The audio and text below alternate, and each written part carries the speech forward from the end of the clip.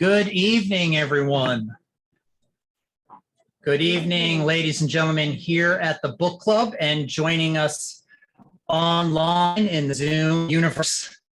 Welcome to the Club of California's live and online presentation for Monday, September 19th, 2022. This is an in-person and virtual program.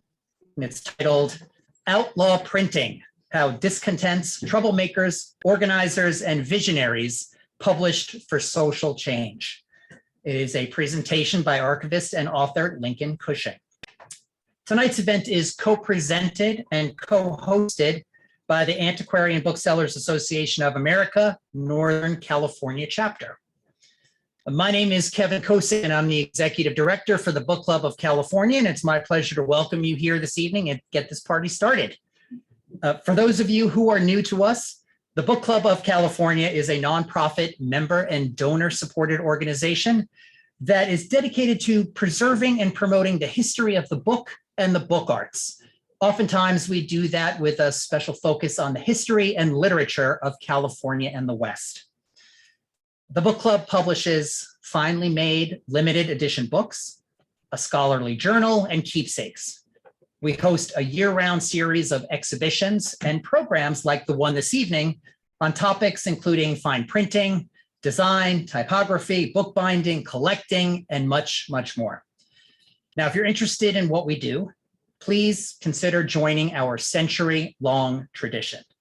If you're not a member, or if your membership has lapsed, please consider joining with us. Our dues are modest, but the benefits are many, and we simply can't do the work we do without the support of our members.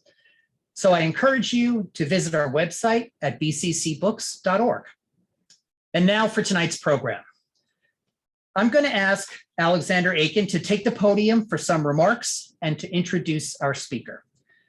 But first, in terms of some logistics for the evening, if you're joining us on Zoom and have questions or comments for our presenter, you can use the chat or the Q&A function in Zoom. We should have time at the end of the hour to take questions, and we'll curate those from the chat and Q&A in Zoom, and we'll try to take questions from the audience here at the book club, as well as from our virtual attendees. And now it's my great pleasure to introduce Alexander Aiken, the chapter chair for the Northern California chapter of the ABAA. Thank you.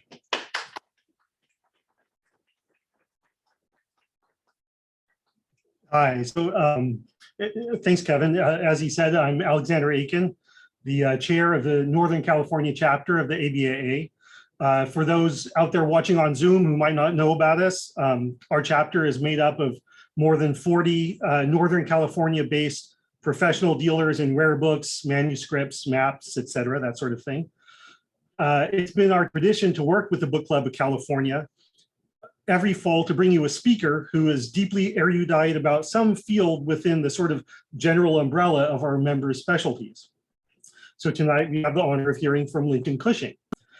Born in Havana in 1953, he's had some unusual experiences. Didn't you spend some time in China in your youth? No. No? Oh, I'm mixed up about that. But at any rate, when he was in high school, he was already experimenting with screen printing, having been inspired by the social justice posters of Sister Mary Corita. In the 1970s, he was an active producer of posters down in the San Diego area before moving up north and becoming affiliated with the Inkworks Press Collective, where he designed offset posters about South African apartheid, intervention in Central America, the San Francisco Mime Troupe, labor history, etc. In 1985, when Chile was still under the Pinochet dictatorship, Lincoln went there with the sponsorship of Berkeley's La Peña Cultural Center to set up a community screen print studio. On the sort of more official day job side, Lincoln worked as the cataloging and electronic research librarian, electronic outreach librarian at UC Berkeley's Bancroft Library. His last day job was serving as archivist and historian for Kaiser Permanente. Now, I don't think there's anyone who can compare with the depth of Lincoln's knowledge of the radical print production history of the Bay Area. the Oakland Museum of California brought him in to curate their exhibit about a decade ago, All of Us or None, Poster Art of the San Francisco Bay Area. And what I really admire about Lincoln is that he's the ultimate public intellectual. In addition to helping individuals and institutions figure out ways to document their poster holdings, including developing innovative ways to photograph them, and not always very easy, as you know, with a very curled thing. He's also very generous in sharing his knowledge, often giving presentations of the sort you'll see tonight. He's published widely, including books on Cuban and Chinese propaganda posters through Chronicle Books here in San Francisco, a book on American labor posters from Cornell University Press, and more. And if you, for those of us who are dealers, if you've ever Googled some odd counterculture poster to try to figure out more about it, chances are you've stumbled across either the site he worked on for Oakland Museum of California or his own website, docspopuli.org, where he posts his own research and publishing projects. So without further ado, please join me in welcoming Lincoln Cushing. Thanks very much for inviting me. This is wonderful. I've heard about this place. I've never been here before. And we're surrounded by fine printing. We're gonna go totally the opposite direction. We're gonna go into down and dirty, get it out, change the world printing. And the Bay Area is really ground zero for that. So that's what we're gonna talk about. We're gonna cover a lot of ground, so put on your seatbelts. I call myself an archival midwife because a lot of what I do is I shepherd collections from private hands into public hands. And that's part of what I'm going to be talking about. I also usually talk about posters, but for this audience, I've really shaped this presentation to be more about including books and other bound documents, but it's also about how the printing technology itself, which can be used for posters or books or whatever, is really, there's a relationship between the technology and the output. And when you're dealing with a period like the long 60s, those two came together in a very volatile and powerful way. Let's start off with the concept of positive and negative space. This is one of my favorite Cuban posters with an American eagle being downed. And it's just the composition of it shows how you can use one simple object and make it compact and integrate both one dimension and another in the same thing. So I want to talk about another positive and negative space, which is the long gap in this country between 1945 and 1965. You can call it the long 50s. But this was a period during which it was dangerous to be political. There were a lot of posters made in the 30s, a lot of posters made in the 40s. But if you start to look at the output of poster making in this country between 45 and 65, you'd have trouble filling this room. This person, Frank Rowe, a veteran of, came back from World War II, decorated war hero, wanted to teach art at San Francisco State, and was told, I'm sorry, you've got to sign this oath. He said, I'm not going to sign that. I fought so I wouldn't have to sign an oath like that, the Levering Act. He was banned from teaching for 20 years. And this is one of the few posters that's come out of that period. So I'm showing that there's a whole vacuum that was just chafing for action. And that's what leads us to the long 60s, which is roughly 65 to 75. So I'm going to cover several topics and I'm going to intermingle them, so pay attention. I'm going to talk about the concept of what's the ecology of published items. These are things that you all deal with in your daily lives, but sometimes we're so busy dealing with the stuff, we don't step back and go, how does it fit together? Also, I want to talk about affordable print technology. We saw an evolution of machinery that came out during the long 60s that made things possible that just weren't possible before. The third item I want to talk about is the people behind the print. We often get focused on the artifact, but what's really, to me, important is the people behind it, the stories, the humans, what's really going on, the spirit of the object. And then the last thing I want to cover is the archival challenge, because often that's the sort of forgotten aspect of all of this is you can make all these things, but if there's not an archival role, it can be lost. So let's jump in.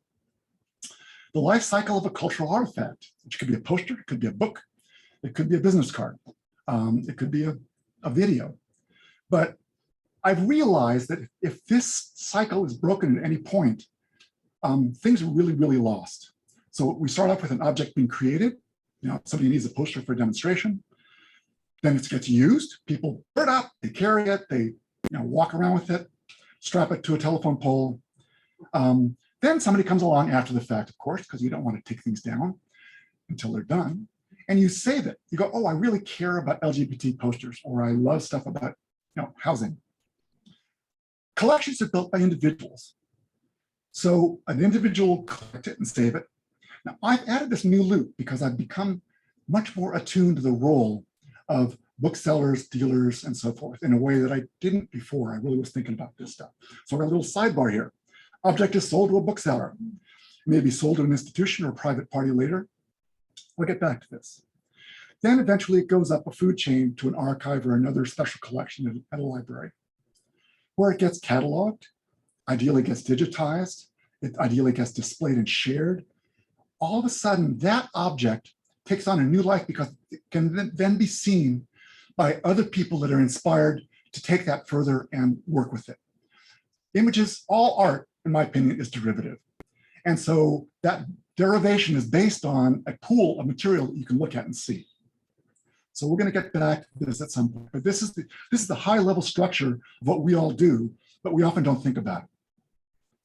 Okay, affordable technology. We've got a beautiful old hand letterpress over there, but what we were dealing with in the 60s was a lot of people who hadn't had any formal training, didn't have a lot of money, and were doing things pretty on the shoestring. And so what were the tools available for people at the time? Some of it was a Gestetner machine. We'll talk about that. Duplicators, we'll talk about those. I used to run these. And access to web printing, which is large newspapers, but this is how underground newspapers happened. And this was a really cheap way to get the word out. Okay, Gestetner. This is like the bottom of the food chain in terms of printing, okay? People sometimes think of it as spirit. It's not a spirit duplicator, it's a little bit different. But a Gestetner is essentially a stencil device. It's a machine for which you create a stencil, and then the ink passes through the stencil. It's almost like screen printing, except that it's a machine that does it. And it's sheet fed, so you will run sheets of paper through. But the really, really cool thing, the thing that blew this out of the water in the 60s was scanning.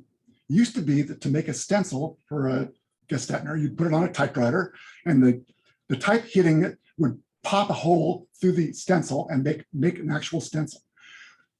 Gestetner came up with a scanning device, the Gestafax, that's basically a drum scanner. It was the first non-digital drum scanner.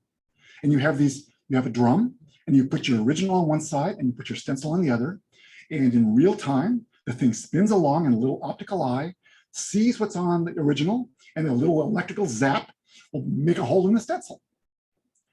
Imagine how liberating this was to be able to make a stencil on a machine from hand-drawn art or even a photograph. This was mind-blowing. So here, for example, here's a bookstore in Southern California. They advertise that you can get electric stencils. So it's like, this is an expensive machine, but you could get a stencil done really for $1.25. You could get a stencil made and then go to a place and Gestetner some of your art. So this was the emergence of, wow, a really democratic medium. So one of the first, I'd say the first wave of Gestetner is the communication company, the Diggers. This was a wild and crazy street theater, stick it to the man kind of an organization. It wasn't even an organization, it was a thing. It was very fluid, it didn't last very long, but they believed in media, and they got their hands on a Gestafax and a Gestetner machine. And here's a list of some of the things that they would do. They have a policy, but their goal was to do printing for everybody, anybody, as affordably as possible. We're talking a period in US history when there was a massive youth movement. There was, we were at war in Vietnam. There was all sorts of stuff going on. There was civil unrest in the streets. We were at the civil rights movement was maturing. The women's movement was beginning. There was a lot of stuff going on. Media were really important. The ability to get the word out affordably and cheaply was really a huge deal. And so this is a long piece of text, but basically it's Chester Anderson saying, we print for anyone. If you wanted to trade dope, that's fine, we'll do that. If you wanted it to do it for free, and it's the whole idea was they would basically not say no to anybody because they wanted to get this stuff out. And they print it for themselves, but they talk about wanting it to be beautiful, okay? I papered my bedroom wall with our output, a daily torrent of poster quality publications. This was not just junk, this was art and communication as well. So here's some examples of what we're looking at here. Photographs that, again, were scanned on a Gestafax. We've got, talking about what the, events. We've got poetry. Here's some more. We've got, a Richard Brautigan poem. These were run off on these basic machines that didn't require a lot of training to do, yet they were cranking these out by the thousands. You'll notice, for those of you who handle paper, there's a particular quality to a Gestetner print. The ink is a little bit soft. Once you get an eye for it, you can tell right away it's a Gestetner. Also, Gestetner was never bigger than 8.5 by 14. So if you've got something that's bigger than 8.5 by 14, it wasn't done on a Gestetner. And they were out there. They were trying to do this for the people. And so they liberated a machine. They said, they went to the company and said, we're making stuff that your machine wasn't built to do, and we're doing it. And can we have it? They said no. So they just took it. Okay, this was the spirit of the long 60s. This is a poster. I'm sprinkling in some posters, but this is an event at Glide Memorial Church. By the way, Glide Memorial Church has been a venue for an incredible number of the fantastic events in the Bay Area. And it's not enough homage has been played to this. But the Invisible Circus was supposed to be 72 hours. Well, it didn't quite last that long because it got busted. But it was 36 hours.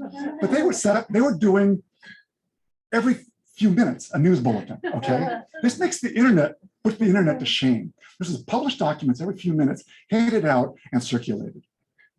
So this is the spirit of the communications company and the Diggers, and the idea of using this technology to get the word out about all sorts of stuff.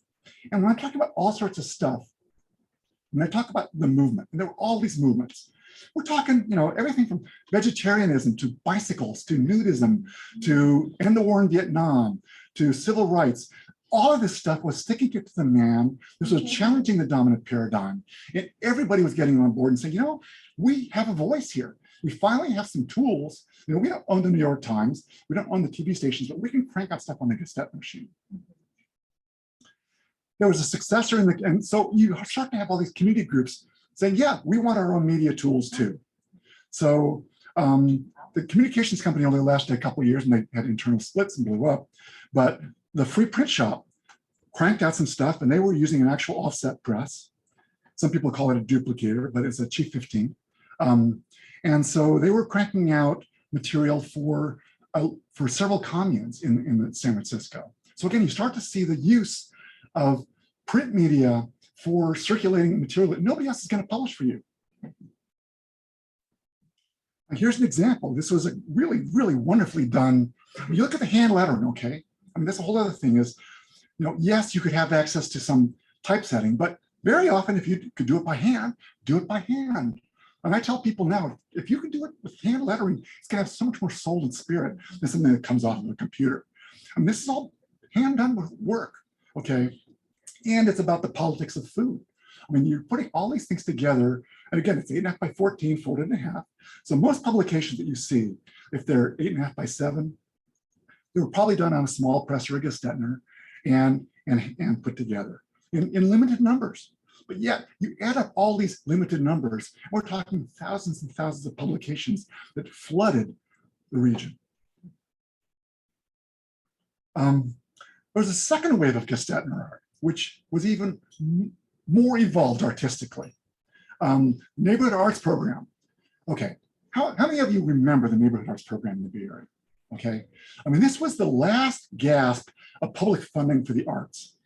In our country, We had the Federal Arts Project, we had the WPA during the 30s. This was like, oh, the government would actually pay an artist to go into the community and teach art. Well, we stopped doing that a while ago, but this was the last gasp. I was a theater worker. I got paid to do something in the community.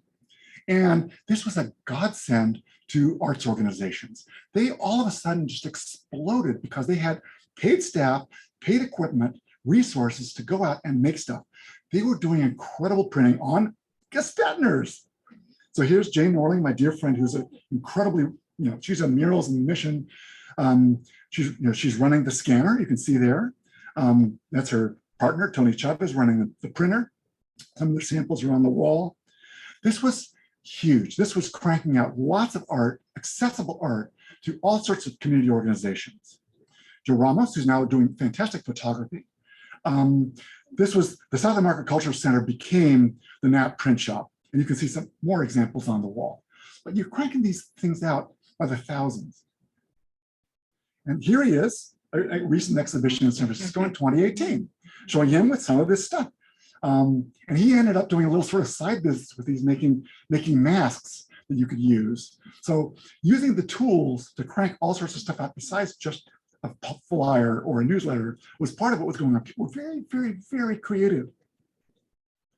And so there's no question that of all, and they were doing workshops on theater and poetry and so forth, but the print shop was really what cemented their relationship in the community. Everybody needed printing. They went, wow, I can get really cheap or free printing.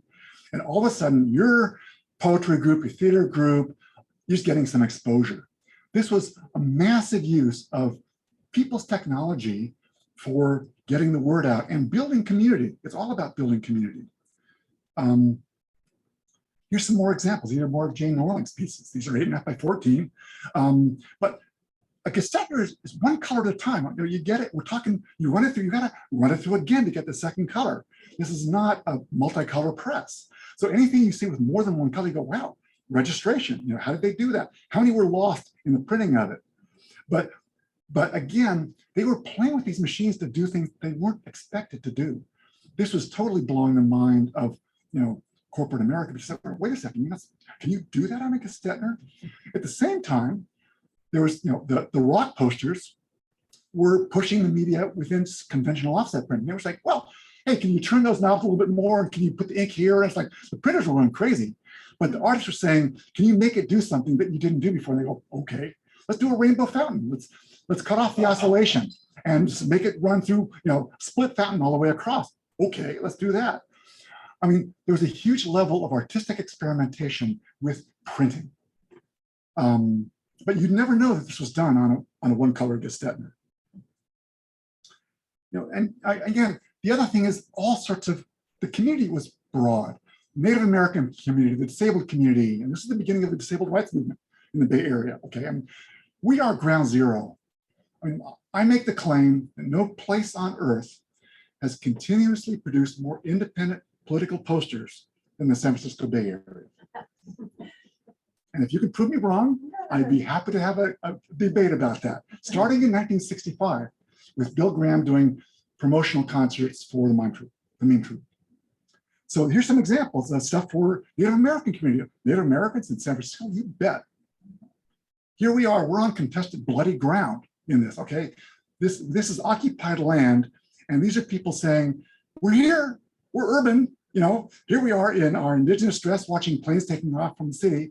We are part of the culture just like you are. Listen up. The Asian community in the Bay Area, which is huge and has a long and checkered history in terms of Exclusion Act and so forth, speaking up, defending their parents, saying, hey, they got screwed when they got sent off to the camps during World War II. We're gonna ask for restitution. These communities were all speaking up for the first time and having a voice, much of it through these published channels. These were Gestetner. This was a bi-weekly arts publication. Wonderful stuff. Gone or Rise Again graphics. So it's an article about a community print shop. It's just wonderful material. But again, this is how they use the Gestetner to spread the word. This is one of my favorite posters, is a screen print.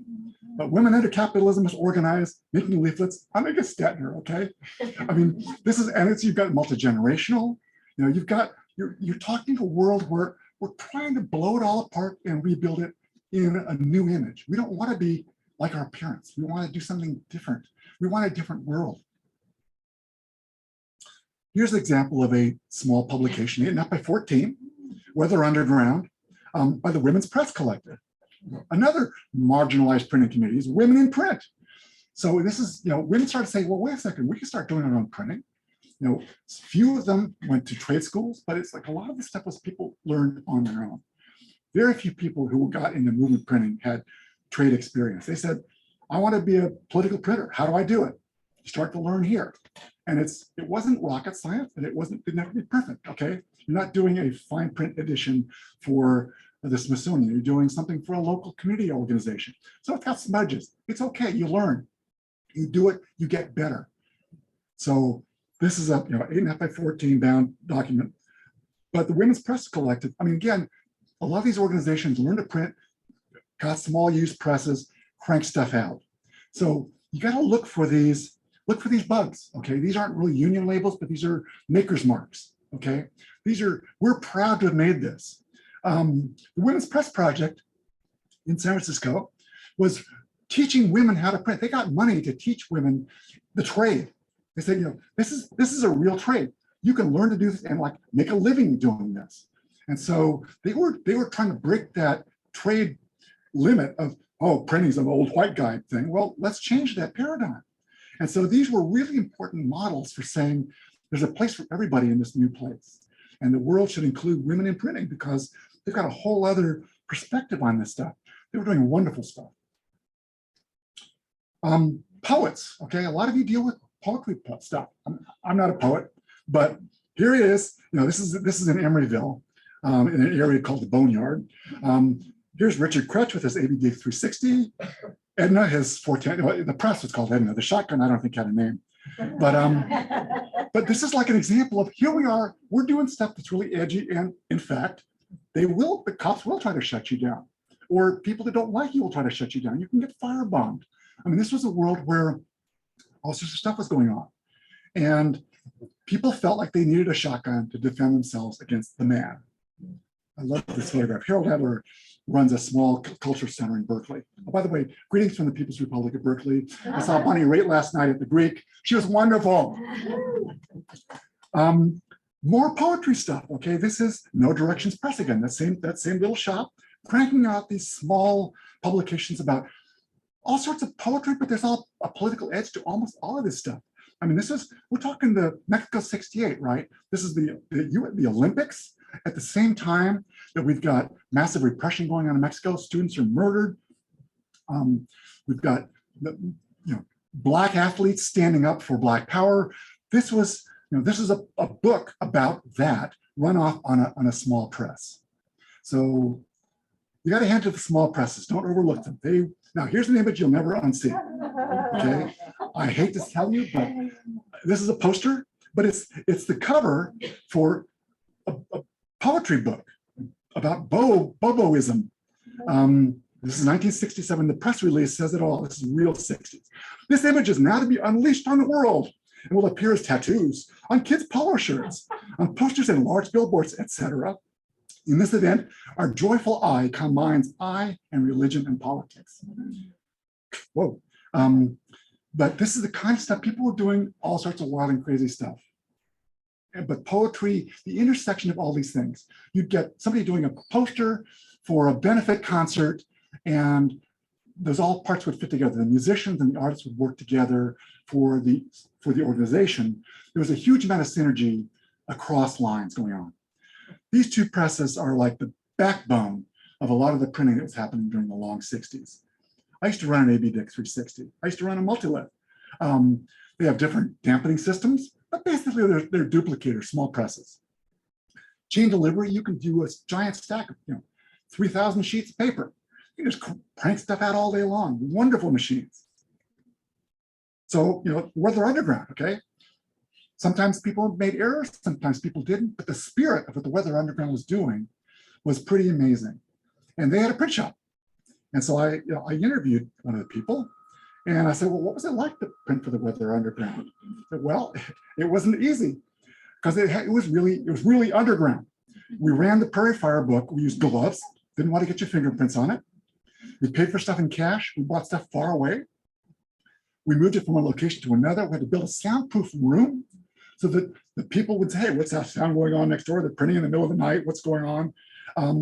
You dispose of materials far away. I mean, the whole issue of how do you deal with printing when the state is on top of you? I mean, who knows? When we had the last president, I was thinking maybe we could go there too. Okay. I mean, I'm wearing my Nixon button, and he's looking pretty good now. Yeah.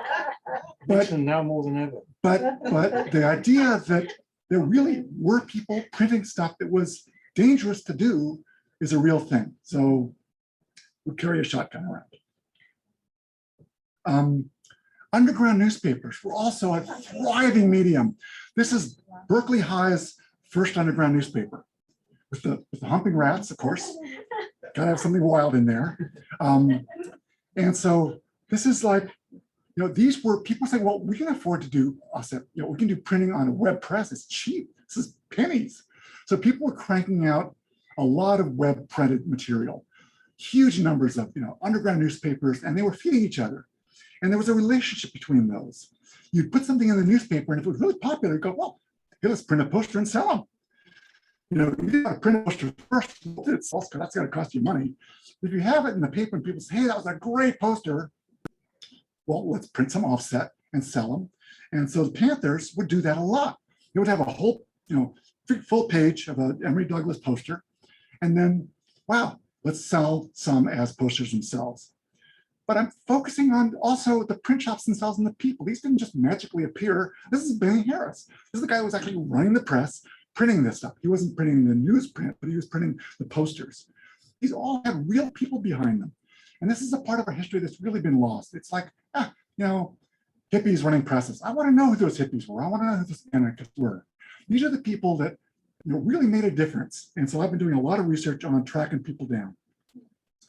But the intersection, you've got a newspaper with an ad for Huey in the Wicker Chair. You can't buy that poster for $1 now, I got to tell you. I hate to break it to you. That poster is worth a lot more than $1. And here they are wheat pasting. I mean, this is how you also get the word out. You wheat paste all over the place.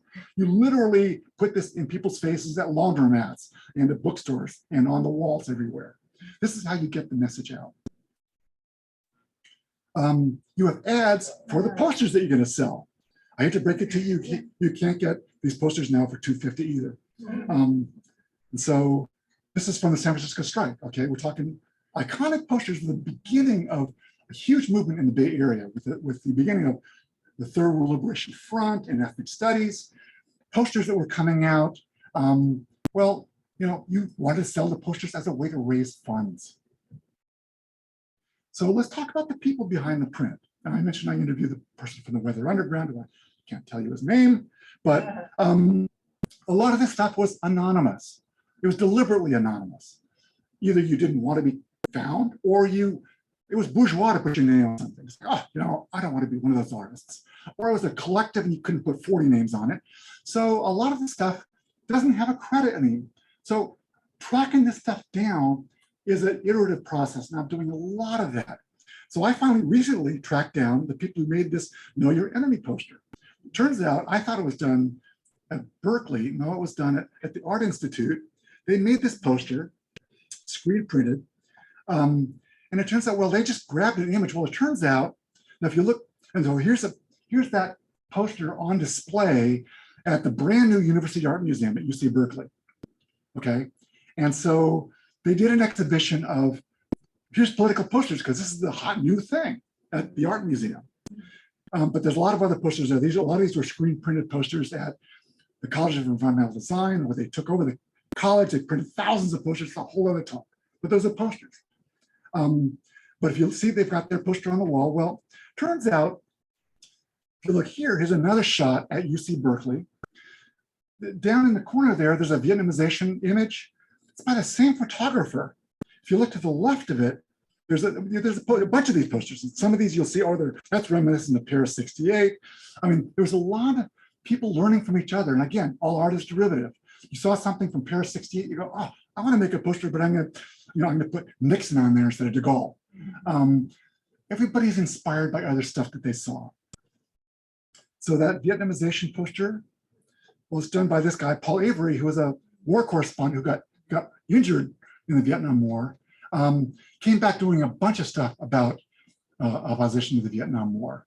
His last partner was Margot St. James, who was very active in the support Coyote, supporting the prostitutes' rights. He was a wild and crazy guy, but he was doing a lot of stuff by using photography to help end the war.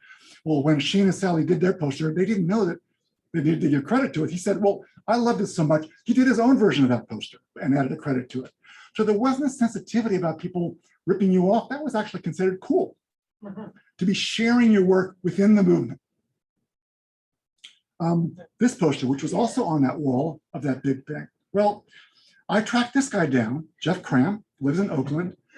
I saw this guy, wow, I've never seen an anti-Vietnam poster like that. And it's just, it works on many levels. And I had to track this guy down. Well, after the second time I talked to him, years later, he says, oh yeah, I was a gay student at the time. And I thought, my first thought was, this is a homoerotic image. But there's not a lot of gay posters about the Vietnam War, but here is one. But it takes some digging. It's not obvious and apparent. They would say, oh, gay poster. But he says, I did this. I was sort of felt adrift. I didn't quite know what to do.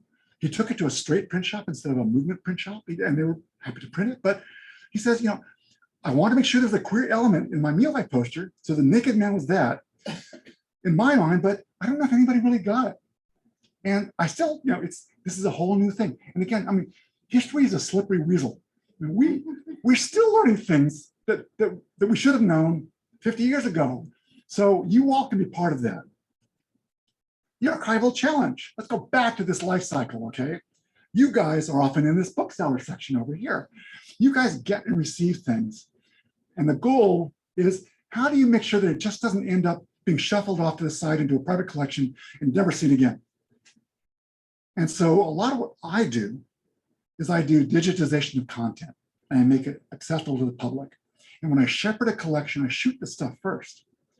I will say, okay, I'll take a look at it. I'll help you figure out where it should go. But first, I'm going to shoot 1,000 of them. I've got a studio. I've shot over 30,000 posters in my house. But you get a good digital image, you can do all sorts of stuff with this. And so then you can start to do more research. And you go, well, there's parts that are missing. So here's an example of some of this research where I'm talking about, when I was the historian for Kaiser Permanente, I go, well, the shipyards, the World War II shipyards, and there's a lot of art done during World War II. Well, there's a poster that was done that's called, Rosie the River. Well, it's not Rosie the River, it's We Can Do It. How come it got misinterpreted as being Rosie the River? Well, there's a whole fascinating story of how that got garbled. But part of the understanding, the research involved catalogs. Now, how many of you deal with catalogs of other shops? You sometimes may produce your own catalogs, but these are sort of the orphans of the publishing world. They say, oh, it's a catalog. It's like a phone book. Who cares? Catalogs are gold mine for researchers because you will find the first time that something appears in the catalog. You go, oh, that's where that poster first appeared as a postcard by this women's group. I'm giving a shout out to Valerian Books because at the same time, they were handling this collection. And so we parallel tracked down these people. This was a women's press in the Midwest, but they were the ones that went to the National Archives, found this cool thing. They were doing a lot of women's history. And then this became picked up as a poster and all of a sudden became Rosie the Riveter, but nobody knew how that happened. And part of the learning of how that happens involves the research that involves undigitized collections that are in this whole gray area of content that you all are sitting on top of. So let's ungray that content. So just, I want to end with, this is not just ancient history. This is now, and like I said, continuously produced. They're still being produced, okay? If I change the word Iraq to Vietnam, I could have said, oh, this is the poster from 1968. You wouldn't believe me. No, I mean, we keep getting involved in wars. We keep getting involved in all sorts of issues. Occupy Oakland. This is my friend John Paul Bale. The line for people to get a free poster was longer than the line for people to get food. Okay? People want an object. They want something that they can go home, put on the wall, and in 10 years or 20 years or 50 years say, I was there. I was part of that. And so the artifact does play a role, but the stories are also really part of that too. You can't just deal with the artifact. Standing Rock. I mean, again, posters play a role. People are still making posters. God knows there's plenty of issues to make posters and books and flyers about.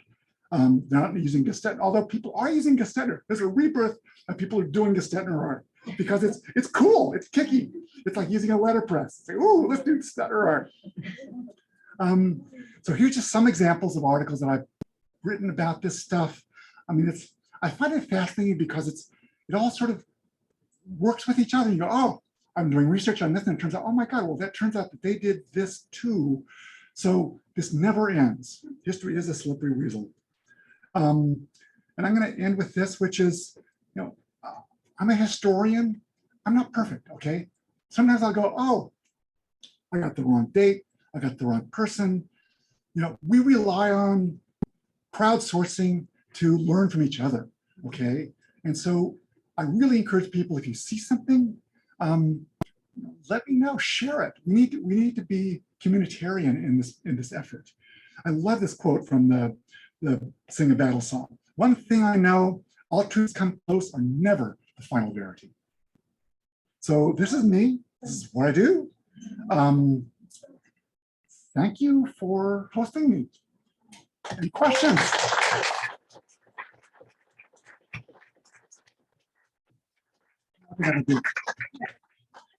Now you have your beer handy. I do. You can relax and take a sip or two.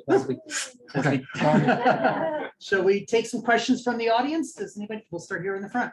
Is this presentation available in print so that we can handle and follow the links? It's available online. It will be this recording. Yes, it's shareable. Yes. Yeah. Somehow. I mean, I didn't print up flyers to hand out. My cassette was broken. But But you know about formats, that become unreadable. oh, I know. Next week. Okay, I don't get me started on the need to take screenshots of something you see online because it could be gone the next minute. Yeah. I mean, embed metadata. That's a whole other thing I could start you on. Don't just capture a screenshot. You need to add more stuff to it, and there's a couple of steps. So it's sort of like garbage in, garbage out. The more effort you put in when you capture something, the happier you're going to be in a week or a year. We go, where the hell did I get that from? So embed metadata. That's my. we'll go next here in the front again. Can people Yeah, hear the Brenda. questions? I was really focused when you're talking about the Gestetner, and it seems to me that it sounds like the risograph. Is the risograph a modern day It's Gestetner? essentially the same, except that it's not. It's a flat stencil, whereas this runs on a machine. It runs it through. You do multiple sheets, a sheet fed. Whereas the risograph is a little bit different than that, but it's the same idea. And I don't think that there's an electronic version of burning the stencil. There's a photographic version of burning the stencil. Can I follow up on that? Yeah. On the risograph, great question. Can people hear? So Gillian, They should be able to hear the questions. Go ahead. sorry? No. I don't want this to go up online. Can you turn it off? If this is being recorded? This is being recorded, so if you don't want to be part of the recording, then Okay, I'll say, well, Look, you something can- I was going to say, I won't say, but just to the risograph. So Gillian Bowl, who many of you know, I'm her mate, and with 3 other Lincoln founders, thank you. So we started a radical archive in London. One of the gang was very rich, thrown into the world, very rich, but interested in formalist avant-garde in the sense. We bought a building in the rubble of Fleet Street. And you're all invited to go there. It's called Mayday Rooms, and we have a roof garden. And on the 3rd floor, there's a risograph. And the line to use the risograph was longer than the line for the beautiful soup that we put on in the refectory. I mean, it's amazing. Of course, there are a lot of people from art schools there, but I can't back up enough Lincoln's, you know, return to the manual. And I'm writing an essay right now on, I've had to invent a coin a word, vitritangents. Last year, my day job, I'm a historian of medicine and science. And the word came out that children, 10-year-old children now are spending between 7 and 8 hours a day touching glass, stroking glass. We're thrown into the world touching skin, but we have no research on the effect of touching glass. Glass of a particular kind ordered up by the mavens of Silicon Valley. It's a very, so touching glass, we don't know what the effect on the sensorium is, but let's get back to posters. Thank you. Eddie, we're going to go over here next. Okay, so I have a question about sort of contemporary forms of expression, especially on posters. I know of things like Just Seeds. What are some others that you know are producing very interesting and graphically innovative content? Just Seeds is a really good example, and they're a collective of artists all over the country and even outside the United States. And so there's, you know, and they're a wonderful central resource to go look at this stuff. In the Interference Archive, I mean, there are people that are dealing with this stuff, and there's a huge current do-it-yourself movement. There's young people doing these. It's not just old people, and there's a large amount of movement printing going on. This is certainly not dying off, and in fact, in some ways, it's gotten even stronger. But Just Seeds is a really good example of that. And just in the Bay Area itself, you know, Jesus and Melanie in Oakland do incredible work. There's workshops here in Southern California. I mean, there's everywhere you go, and it's not just the big cities. I mean, one of the things I'm tracking down is what happened in some of the smaller cities, you know, Austin, Eugene. They also had lesser known movements that people don't understand. And so there's a huge amount of research. If anybody wants to do a dissertation, I can give you 10. Okay, there's more work to be done in understanding these movements than I can begin to talk about. We're gonna take a question from Zoom, and then we're gonna take 2 more here from the audience. So James on Zoom says, Lincoln, could you talk about the challenges of getting all of these iconic items into libraries and archives? Okay. One of the biggest challenge, I would say, is everybody's happy to take it. They want it. They'd love to get a great collection, but then what do you do with it? Unprocessed collections is the Achilles heel of all special collections. And people don't understand how much work it takes to do this. It's not like magic. You can go, oh, thank you for your 1,000 posters. We're going to put these online next week. The number of steps involved to do that, and that's one reason I specialized in digitizing, is that I can do it free. And it used to be, I mean, I used to shoot Kodachrome 25 slides, okay? That was the archival standard for documenting a poster. Well, we don't do that anymore. I can shoot digital images and share that. And so I help to grease the wheels of that step. But then there's cataloging, there's conservation, there's multiple steps. And so the biggest challenge is getting the support for the institution to take those additional steps. Everybody wants a collection. The other challenge, of course, is how do you make sure that you're not dealing with redundant collections? Well, they've got Black Panther stuff. We've got Black Panther stuff. Turns out, I hate to say this, but most institutions are kind of territorial about their stuff. In a perfect world, there would be a museum of the revolution that has all this content. No, we've got smaller collections that are split up, and they all have their turf wars, and their conservators and the collectors and the curators. We have their turf battles. You go, well, I like stuff from the TGP from Mexico from 38 to 39, but they've got stuff from 43 to 44. It can get kind of nitpicky, but at the same time, if what I try to do as an archival midwife is to make that happen as smoothly and easily as possible. So the big hang up is how do you make sure that the donor or seller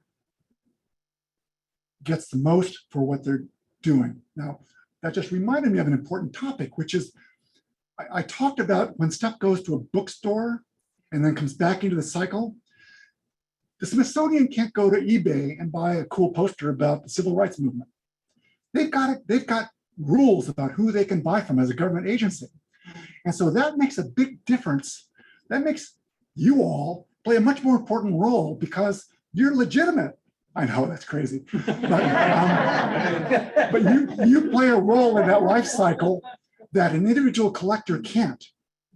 So just bear that in mind, is that you play a unique role in being able to make sure to shepherd that stuff in a way to higher institutions that make it accessible to the public. We'll go back here and then we'll go over there. Yes, I'm here. I just had a question about the role the old left, both the Communist Party and the Trotskyists in developing the whole mimeograph culture of the 60s. Because I know all of those groups are using the mimeograph by the 1930s, and generally they transmit through the remembrance. And there's even a spectacular example, the LA Free Press, which was founded by an ex-member of the SWP, later the Socialist Social Democratic Party. In LA or Concord? Well, great question. The intersection between the old left and the new left. For those of us who lived it, we didn't really know much about the old left. You know, it was sort of like we were too young, we were too stupid to do anything but jump our own way. And a lot of the old timers weren't working in Gestetners anymore. They were running offset shops. And there's a whole part of the history of what's the intersection between, you know, some old commie that had a shop down in Oakland or some anarchist in San Francisco, you know, who knew the trade. They'd been doing this for years. They'd gotten more and more marginalized during the long 50s. I mean, running a political print shop, you know, in the 50s was not an easy thing to do. And so they were pretty down. And it took some digging to find some of these people. And a lot of the new left, they knew them by word of mouth, but there was some intersection. I mean, there's a great example in Minnesota, in Minneapolis, where there was an old lefty printer who was helping with the evolution of new printing that was happening in the long 60s. So there are examples where you start to have people who were doing the printing and doing the design work, who continue to help shift that tradition here. But that intersection is really worthy of more analysis. But it wasn't a smooth and common practice. Most people just said, okay, let's start printing. What do we do? Let's get the Navy manual and learn how to run this press and start to print. Also screen printing, I mean, you distinguish between screen printing from making posters. You didn't need any skills to be able to screen print. You could just hand cut a stencil and start whipping stuff out. And so you weren't even running a machine. So a lot of this stuff was going on in people's basements with, you know, just lots of solvents and no equipment. Yeah. Over there, back in back. To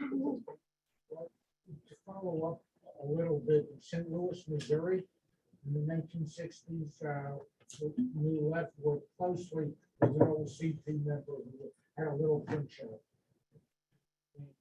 That was real important to us. What I want to ask is, are there collections of underground papers? Yes and no. Repeat the question. Are there collections of underground newspapers? Yes and no. I mean, some institutions do, but part of the problem is the digitization of them. You know, it's great to have a collection, but these days, I hate to say it, but if it's not digitized, it's invisible.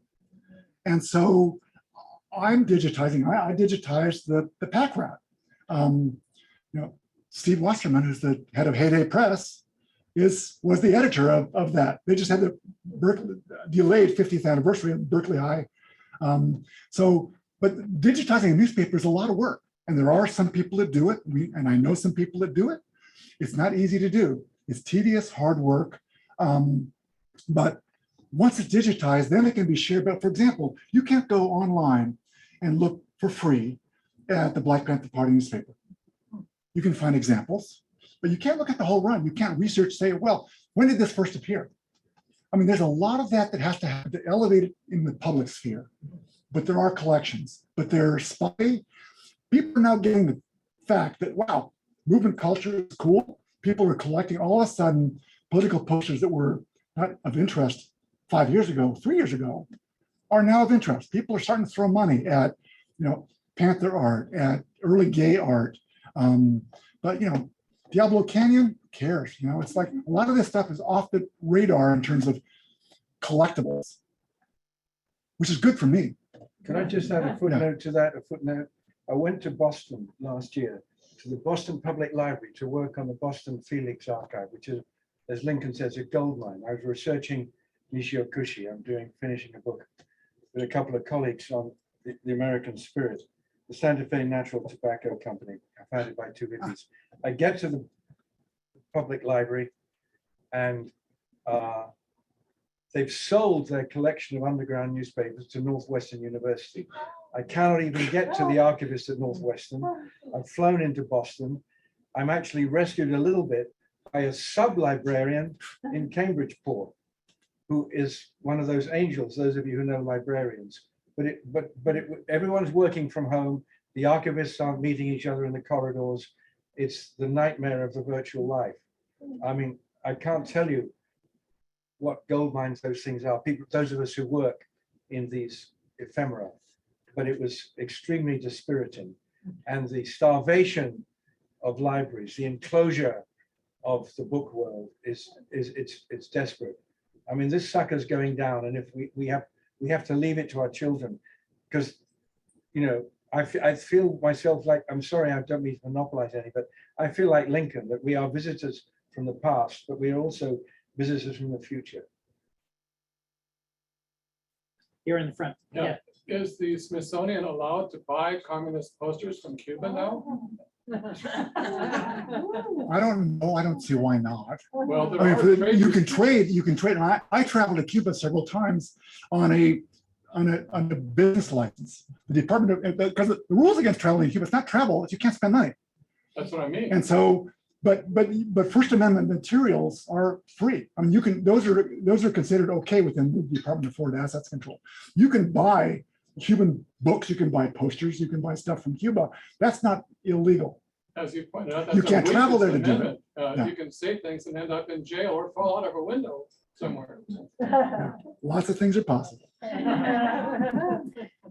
Okay, we're going to be wrapping up in a minute, but there's two other questions here on Zoom that I want to put out there. There is a question from Laureen that says, what do we do about material that is born digital? These days, so much political social change communication is on social media, or is on the internet. My words of wisdom are, I don't know. I mean, the one thing I tossed out was taking screenshots. When I started my job at UC Berkeley, I was at one of the labor libraries, and this is right after September 11th. And I was researching union websites, and some of the vitriol on the websites about kill the Arabs, and 2 days later that stuff's gone. So the ephemerality of digital media requires a whole different approach, and that's a whole other world of dealing with that I can't even begin to start. I mean, imagine, it's hard enough dealing with, World War, II correspondence. I got stuff from my father, but this is all tweets and emails and stuff. I mean, it's like the scale of it, and it's just, in some ways it's easier because you can search. In other ways, it's massively insane. So I can't even touch that. That's a whole other world. Lincoln, I deal with paper. Lincoln, Yes, the Internet Archive is trying to deal with some of this. trying. And they've got the Wayback Machine.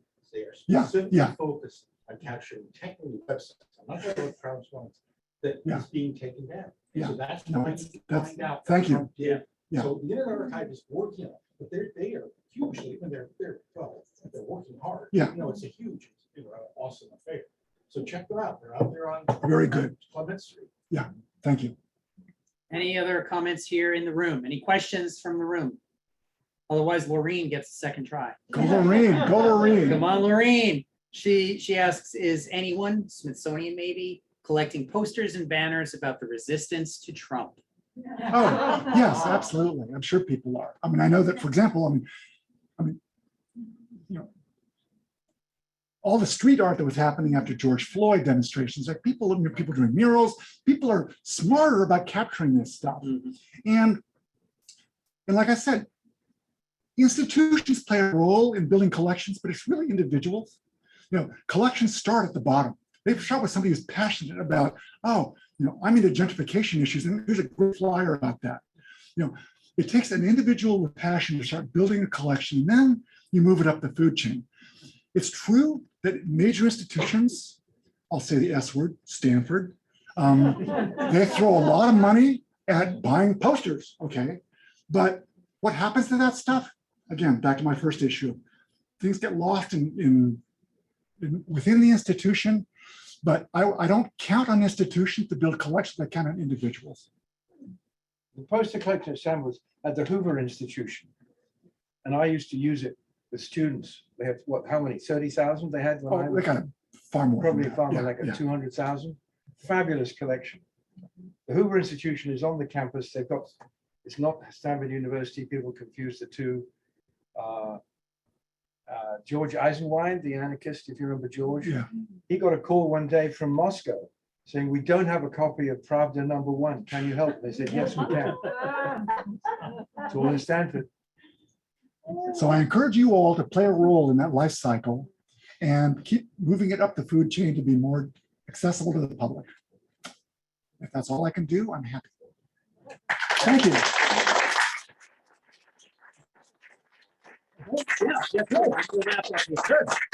Wrap it up. So I'll just add that Stephen in the chat also added that some digitized underground newspapers are also available on the Letterform Archives Right. Site. So you might want to check that out in addition to the Internet Archive. So that's the last piece of advice from the chat that we have for you today. Thank you again to our speaker, Lincoln Cushing. And to the Northern California chapter of the ABAA, and to you for attending this Book Club of California program. Thank you so much for being here. Our next program is a virtual presentation, no in-person component, so it's all on Zoom, and it's a week from tonight. It's Monday, September 26th, and it's titled, "We Are Not Animals: Indigenous Politics of Survival, Rebellion, and Reconstitution in 19th Century California." Wow. That's a good one, right? For this audience that's here, it's like the next step is next Monday. So our speaker is author and historian Martin Rizzo Martinez. You can register for that program by using the link that's in the emails that you might be getting from the Book Club of California. You can also go to the Book Club of California's website under programs to register for that Zoom presentation. So again, thank you everyone for being with us tonight. We look forward to seeing you again here in person or having you join us on Zoom in the near future. Thanks, everyone. Have a great night. Thank you.